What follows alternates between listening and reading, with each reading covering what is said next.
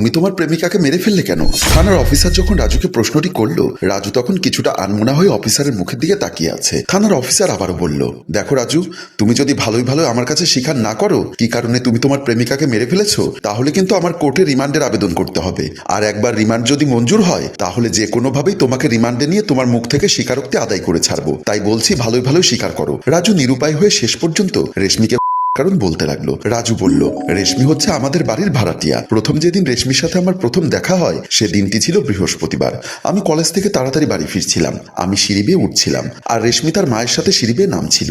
আমি প্রথম দেখাই রেশমিকে ভালোবেসে ফেলেছিলাম। বিশেষ করে মেয়েটির টানা টানা দুটো চোখ, অদ্ভুত চাহনি আমার মনের ভেতর একটা হিমশীতল পরশ বুলিয়ে গেল। আমাদের বিল্ডিং এর সব ভাড়াটিয়াকে আমি চিনি, কিন্তু ওনাদেরকে আমি চিনতে পারলাম না। তাই বারবার মা মেয়ের দিকে তাকাচ্ছিলাম। ওরা সিঁড়ি বেয়ে নেমে গেল। আমি এক নজর ওদের পানে তাকিয়ে আমাদের বাসায় ঢুকে গেলাম। দরজা দিয়ে ঢুকতেই বাবাকে দেখলাম পেপার পড়ছে।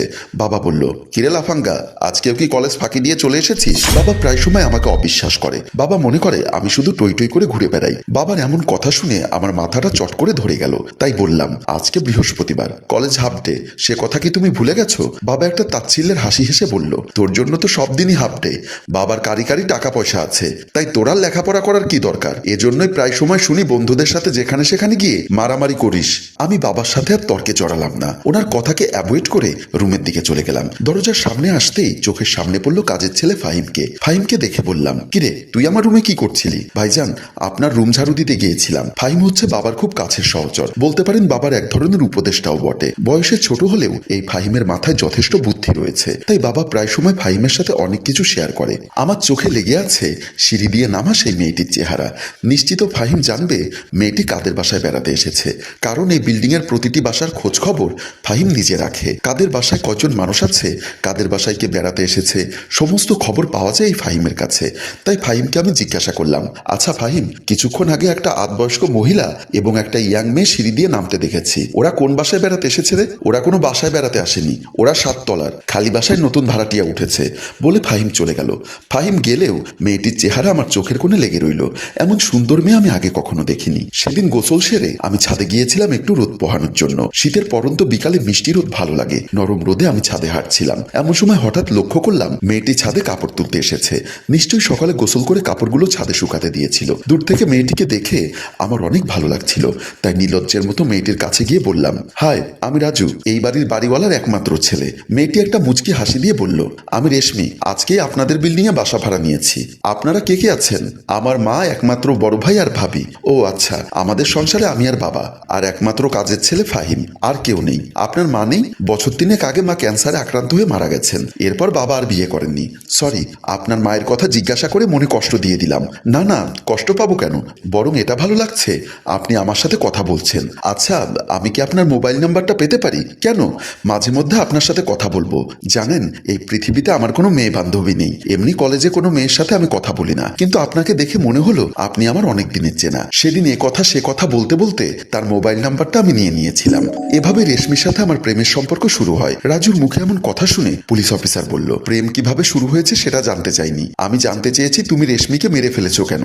সে কথাও বলছি। আমাদের দুজনের প্রেম যখন খুব জোরে সোরে চলছিল, এর মধ্যে একদিন বাবা ছাদে আমাকে আর রেশমিকে হাতে নাতে ধরে ফেলে। ধরেছে তো ধরেছে, একেবারে রেশমির মায়ের সামনে নিয়ে রেশমির মাকে অনেক শাসিয়েছে। সেদিনের পর থেকে রেশমি আমার সাথে তেমন কথাবার্তা বলে না। আমি ফোন করলে কেমন আছি, কি করছি, এসব কথার মধ্যে সীমাবদ্ধ রেখে মোবাইলের লাইন কেটে দেয়। মেয়েটিকে কেমন যেন আমার সন্দেহ হতে শুরু করলো। আমার সাথে কথা না বললেও প্রায় সময় তার মোবাইল আমি ওয়েটিং এ পেতাম, তাই ওকে আমি অনুসরণ করা শুরু করি। একদিন রেশমি কলেজে যাচ্ছিল, আমি দূর থেকে তাকে অনুসরণ করছিলাম। রেশমি আমাকে খেয়াল করেনি, আমি তার পেছন পেছন হাঁটছিলাম। কিছু দূর যাবার পর লক্ষ্য করলাম রাস্তার পাশে একটা ছেলে দাঁড়িয়ে আছে। ছেলেটিকে আমি আগে থেকেই চিনতাম। ছেলেটির নাম ছিল বাবু। রেশমিকে দেখলাম ছেলেটির সামনে গিয়ে হাসি মুখে দাঁড়াতে। ছেলেটির সাথে সাথে রেশমির উদ্দেশ্যে একটা ফুল বাড়িয়ে দিয়ে বলল, এটা তোমার জন্য, আমার প্রথম প্রেমের প্রথম ফুল তোমাকেই দিলাম। রেশমি হাসি মুখে বলল, তোমার জীবনে যেমন প্রথম প্রেমের প্রথম ফুল, আমার জীবনেও কোনো প্রথম প্রেমিকের প্রথম উপহার। আমি আড়াল থেকে রেশমির কথাগুলো শুনছিলাম আর অবাক হচ্ছিলাম। এই মেয়ে বলে কি ওর জীবনে নাকি বাবুই প্রথম প্রেম? তাহলে এতদিন ধরে আমার সাথে কি করেছে? বাবু আবার বলল, চলো আজ তোমাকে কোনো রেস্টুরেন্টে নিয়ে গিয়ে ভালো কিছু খাওয়াবো। তোমার চেয়ে ভালো কিছু আমার জীবনে আর নেই। আজ কলেজ ছুটি হতে হতে দেরি হয়ে গেছে, তাই আজকে নয়, অন্য একদিন তোমার সাথে ডেটিং এ যাবো। বেশি দেরি হলে মা আর ভাবি টেনশন করবে।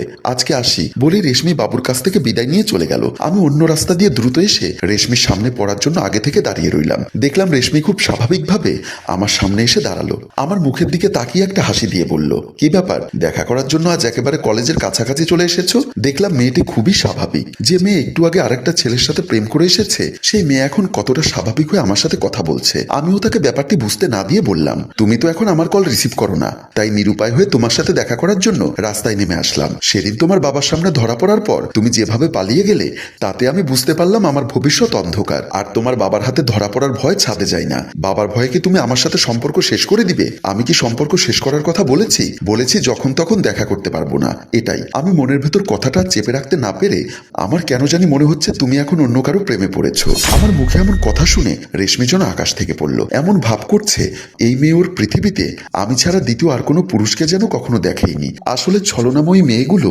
এমনই হয়, ওদের নিখুঁত প্রেমের অভিনয়ের কাছে সব ছেলে হেরে যায়। সে অনেকটা রাগান্বিত হয়ে বলল, এই বুঝি তোমার বিশ্বাস? তোমার সাথে কথা বলতেও এখন আমার ঘৃণা হচ্ছে। বলেই আমাকে পাশ কেটে হনহনিয়ে চলে গেল। আমি শুধু চলে যাওয়ার পানে তাকিয়ে রইলাম। বাসায় ফিরে দুপুরের খাওয়া দাওয়া না করে খাটের উপর শুয়ে রইলাম। মনে মনে ভাবছি, রেশমি আমার সাথে এত বড় প্রতারণা করতে পারলো কিভাবে? তার কথা মনে হতেই আমার চোখ বেয়ে গল গল করে জল গড়িয়ে পড়লো। চোখের জলেও তাকে আমি ভুলতে পারছিলাম না।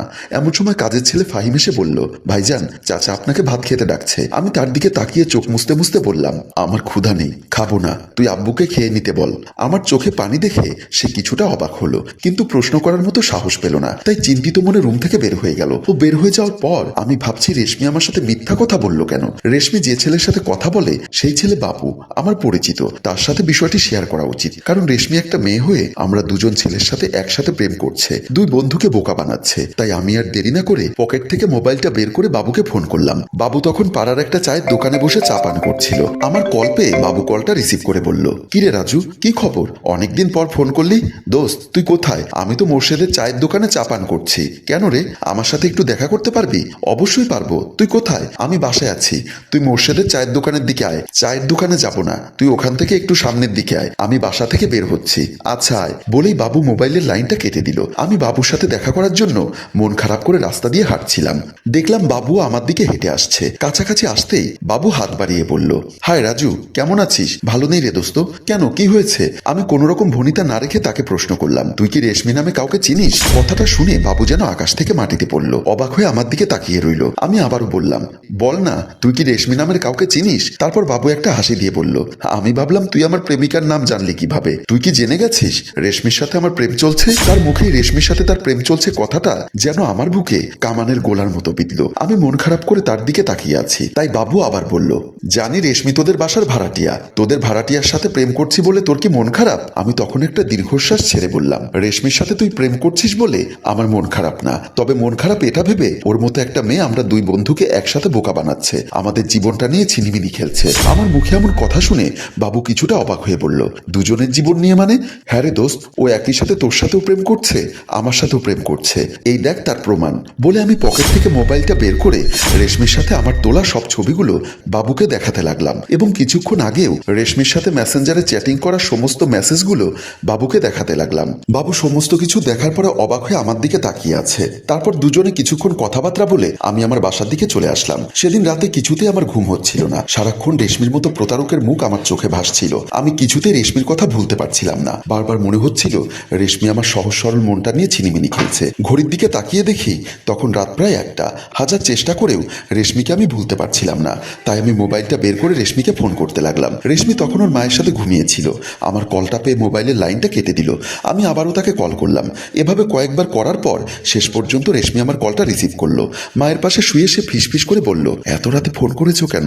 সন্ধ্যার সময় তোমাকে কল দিয়েছিলাম, তুমি রিসিভ করোনি। তখন আমি পড়তে বসেছিলাম। পড়তে বসলে কি কলটা একবারও রিসিভ করা যায় না? না, যায় না। এত রাতে ফোন করেছো কেন বলো? আমার পাশে মা শুয়ে আছে, জেগে গেলে মহা কেলেঙ্কারি হয়ে যাবে। দয়া করে একটু ছাদে আসবে?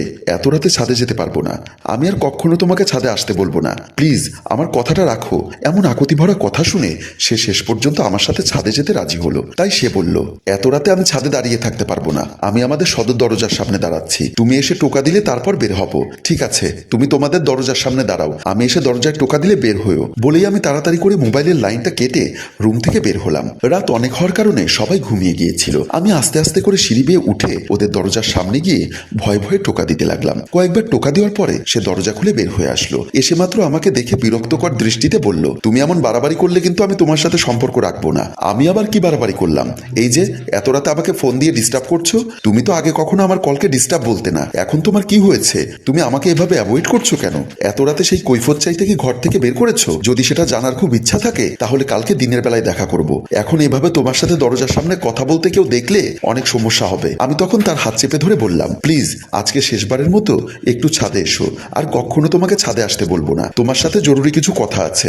এখানে বলা যায় না? না, ছাদে গিয়ে বলবো। এখানে যে কোনো সময় কেউ বের হয়ে আমাদের দেখে ফেলবে। শেষ পর্যন্ত আমার আকুতি মিনতি দেখে সে আমার সাথে ছাদে যেতে রাজি হলো, আর আমি তাকে নিয়ে ছাদে চলে গেলাম। আর ছাদে নিয়ে তাকে তুমি মেরে ফেলেছো, এই তো? পুলিশ অফিসারের মুখে এমন কথা শুনে রাজু আবার বলল, না স্যার, তাকে মারার আগে আমি করিনি, কারণ তাকে আমি প্রচন্ড ভালোবাসতাম, তাই তাকে নিয়ে কখনো খারাপ চিন্তা করতাম না। করেছো কি করনি সেটা ফরেন্সিক রিপোর্ট আসলে বুঝতে পারবো। আপাতত তোমার জবানবন্দিটা আমি আগামীকাল কোর্টে উপস্থাপন করব, বাকিটা মাননীয় বিচারকের উপর নির্ভর করছে। হ্যালো ভিউয়ার্স, রাজুর কি শাস্তি হওয়া উচিত বলে আপনারা মনে করেন সেটা অবশ্যই কমেন্ট বক্সে লিখে জানান। আর উক্ত গল্পটি আপনাদের কেমন লেগেছে সেটাও কমেন্ট বক্সে লিখে জানান। আপনাদের মতামতের উপর ভিত্তি করে আমরা আগামী গল্পগুলো সাজানোর চেষ্টা করব। গল্পটি ভালো লাগলে অবশ্যই শেয়ার করে দেওয়ার অনুরোধ রইল। ধন্যবাদ।